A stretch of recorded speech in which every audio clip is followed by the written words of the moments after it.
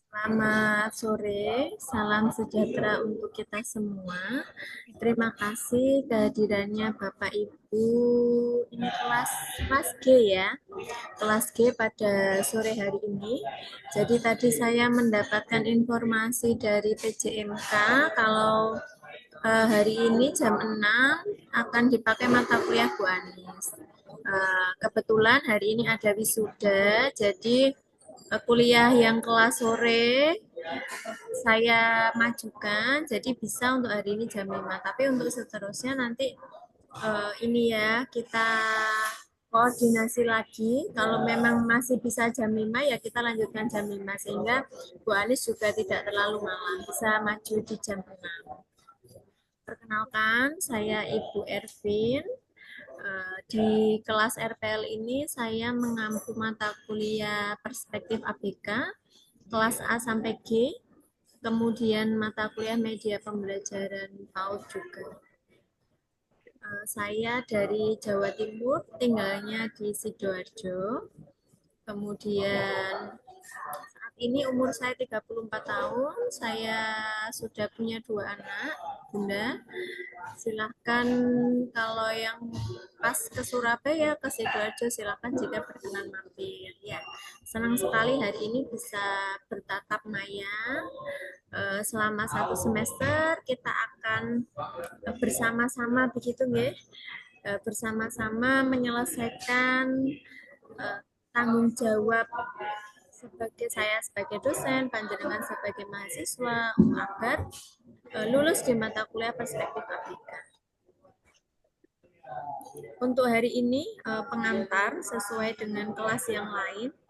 Jadi sebelum perkuliahan itu kita harus menyepakati nanti selama 1 semester saya akan apa saja begitu. Di kuliah ini saya akan ngapain gitu ya, Bunda ya. Nanti setelah selesai perkuliahan akan saya share link Google Drive yang isinya nanti saya akan berbagi tentang rencana pembelajaran ini, kemudian materi-materi yang akan kita diskusikan setiap pertemuan, termasuk pretest, post-test yang akan kita gunakan sebagai acuan untuk penilaian. Saya harap Bapak Ibu bisa bekerja sama dengan baik, begitu ya. Jadi kuliahnya serius tapi santai, gitu. Maksudnya santai bagaimana ya? Jangan sepaneng gitu ya, karena saya yakin Bapak Ibu yang hadir pada sore hari ini juga berprofesi sebagai guru. Jadi harus berbagi waktu dengan pekerjaannya begitu. Makanya jangan sepaneng, nanti kalau sepaneng malah sakit, malah tidak bisa kuliah ya. Harus bisa berbagi waktu juga dengan keluarga. Makanya untuk kelas-kelas malam itu mesti saya informasikan kalau memang anaknya sedang rewel, silahkan tidak apa-apa off cam saja gitu, karena anak saya juga masih kecil ya, sama ya Bunda ya gitu. Mata kuliah Perspektif ABK ini adalah mata kuliah inti keilmuan di PG PAUD, di prodi kita. Jadi memang wajib diampu oleh setiap mahasiswa, baik reguler maupun RPL. Jadi tidak bisa terkonversi, khususnya yang bunda-bunda RPL, karena memang mata kuliah wajib. Itu untuk apa ya? Memang selain untuk keahlian kita, memang ini untuk mendukung program pemerintah terhadap pendidikan inklusi. Selain sebagai dosen, saya juga sebagai pengawas sekolah di yayasan kami ya, di Yayasan Kemala Bayangkari, khususnya di Jawa Timur. Jadi memang kondisi guru-guru TK yang di daerah-daerah itu memang ini beragam gitu ya. Salah satunya pada saat mengimplementasikan pendidikan inklusi ini memang harus masih banyak perbaikan gitu, evaluasi dan peningkatan.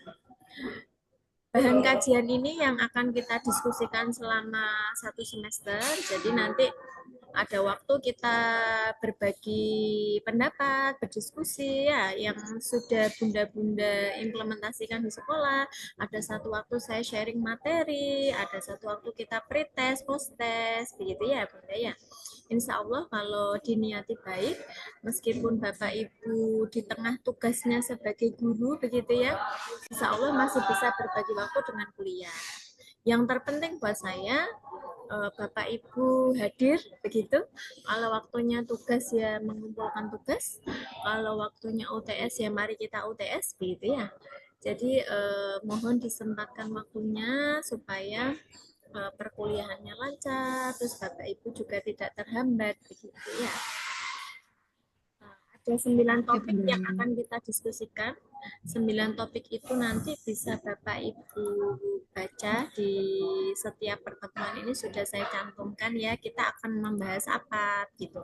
Untuk pretest prosesnya nanti akan saya set di materi yang memang bobotnya harus ada pretest post-test. Jadi tidak setiap hari begitu ya, setiap minggu ketika kita kuliah ada pretest post-testnya tidak. Jadi berbeda-beda sesuai dengan topik materinya.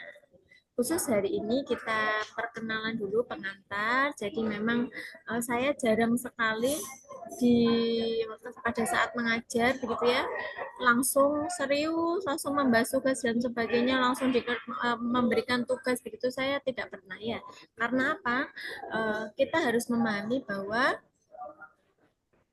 mahasiswa gitu ya, anak-anak kalau panjenengan sebagai guru gitu ya, ketika belajar harus mulai dari tingkat yang paling mudah dulu.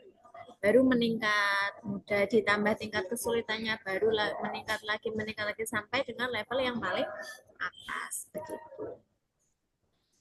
Untuk minggu depan kita tentang konsep dasar. Kalau hari ini pertemuan 1 tentang kontrak kuliah, saya rasa semua dosen juga begitu.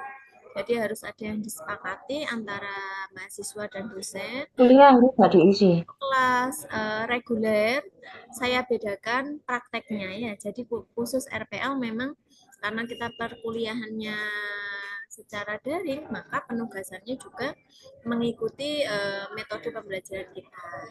Jadi nanti implementatifnya apa ya yang di sekolah yang Bapak Ibu ajar masing-masing itu nanti ada di pertemuan setelah UTS ya. Jadi nanti luaran dari mata kuliah adalah Bapak Ibu ini ya merancang alat permainan edukatif untuk anak usia dini berkebutuhan khusus.